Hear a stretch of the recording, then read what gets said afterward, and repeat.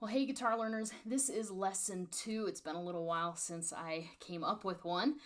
So lesson 2 is going to take a look at the A shape. And this is a great way to use some quieter sounds during some softer parts of songs, just something other than power chords. So if that's what you've been working on and that's what you've been doing, that's great for big, loud songs. So let's take a look at the A shape chord.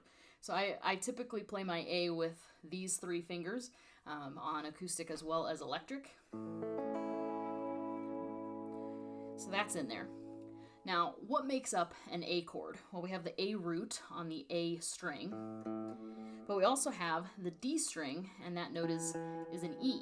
So the A and the E, that's the first, the root note, and the E is the 5th of that chord. On the G string, well, that note is an A. Okay, so again, the root. And then on that B string, that's a C sharp. So an A chord is made up of an A, a C sharp, and an E. The C sharp note, that is the 3rd, and that's what determines whether or not it's a major or a minor sounding chord. So this is A, but if you play your A minor, it's all about that particular note, whether or not it's a C sharp or a C, that gives it that particular flavor. So we're going to use broken up A shape chords to play quiet parts of songs. So if that's an A, if we go up 2 frets and just play those 3, so muting the high E, we don't want that to ring out, not hitting that A string, we don't want that to ring out. That's a B. So here's an A, here's a B, here's a C sharp, here's a D, here's an E, F, and a G. So it gets a little tight to play that all the way up here, like for the E or the D or the G spacing. Okay. So I do tend to use my index finger and flatten it out and play while deadening that high E string.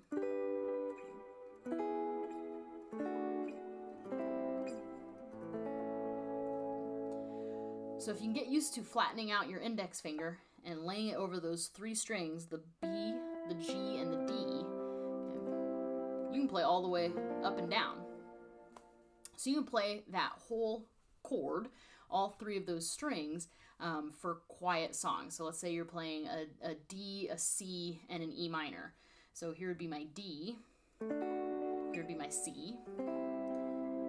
Okay, what about the E minor? Well, it's those 2, but then that note would have to get flattened. So you would have to move what you're playing there to change it to a minor. Okay. So those are a couple of good things to do. But let's say you're not wanting to strum. You don't want to do this whole... Okay, like that's too much. Maybe that's too much for the song.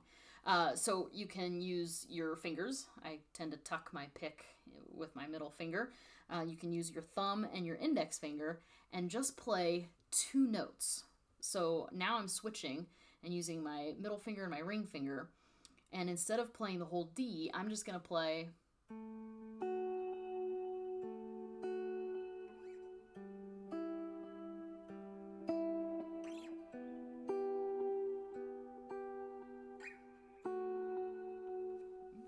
So that sounds really pretty nice and airy. So once again, I'm using my middle finger on the D string, and I'm using my ring finger on the B string. And so that B string is the one you have to watch out for because it's the major note or the minor note, depending on where you've placed it. So this is that D.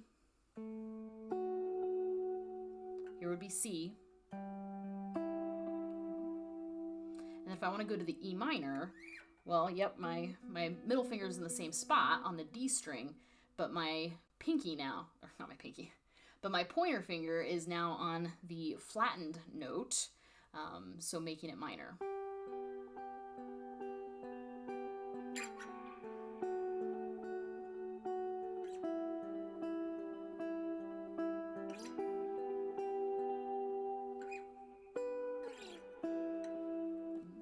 There are lots of things that can be done with that. And in fact, if you don't want to, pluck that many times, you can just do. And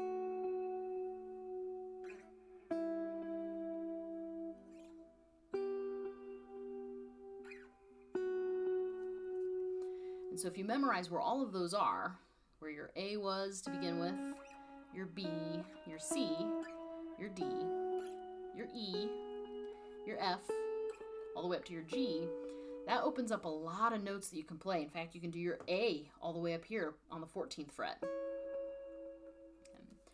It provides a lot of options. So I have reverb, I have delay on. You can even add some chorus if you want.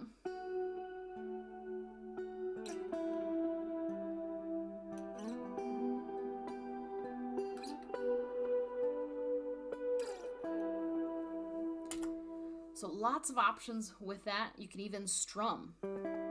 You just have to make sure you deaden the high E and make sure you use your middle finger to deaden that G string because we don't want it to ring out.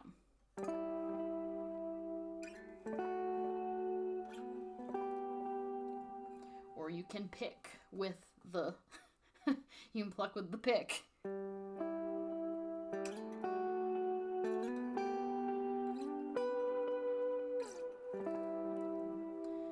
So that just gives a little bit of ambient sounds to a slow song or a slower part of a song.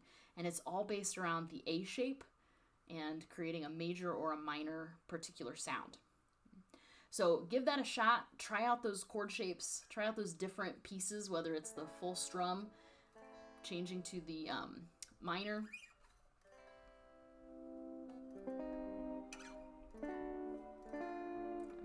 Those are some good things to try out. So with your power chords for big songs, with these broken up kind of piece by piece chords, you can do a lot with that. Good luck out there. Stick around for lesson 3 coming up next time.